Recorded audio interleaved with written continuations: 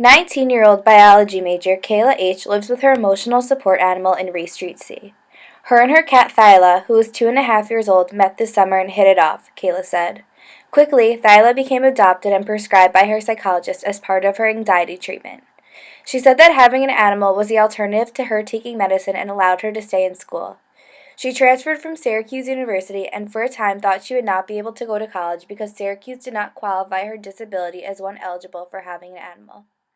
Kayla did not argue with her previous university. But Brittany Hamilton at the University of Nebraska-Kearney did, and said that the university failed to accommodate her into residence life with her emotional support animal. Her trial date is set for May 26, 2015 to see if the Fair Housing Act is applicable to university housing. Disability Support Services Director at the University of Delaware, Ann Giron, said this could be a good win for persons with disabilities.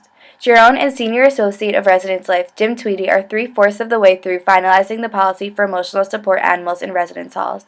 Up until this point, the university has been using the Fair Housing Act as a guideline for campus policy.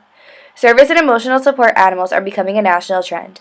At the University of Delaware, DSS is allowed to ask 2 questions when someone requests a service animal: what service the animal is performing, and if the service is related to a disability. These animals are allowed anywhere on campus property, and no paperwork is needed. For emotional support animals, there needs to be a letter from the treating professional who diagnosed the student prescribing the animal, and then DSS could ask questions about the disability or proof of the disability. The only university-owned property emotional support animals are allowed in is their owner's room.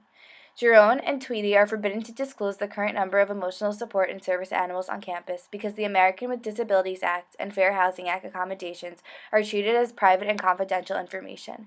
However, DSS and Residence Life are known to be helpful with accommodations. Kayla said the faculty has been very helpful and even her RA checks up with her and is educated on how to care for Thyla in the case an emergency would pull Kayla out of Delaware.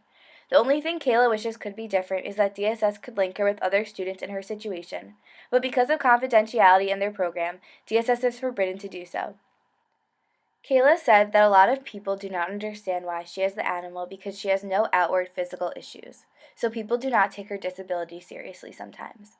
She says people sometimes think, oh, she just wants the animal because she likes cats and they let her have it.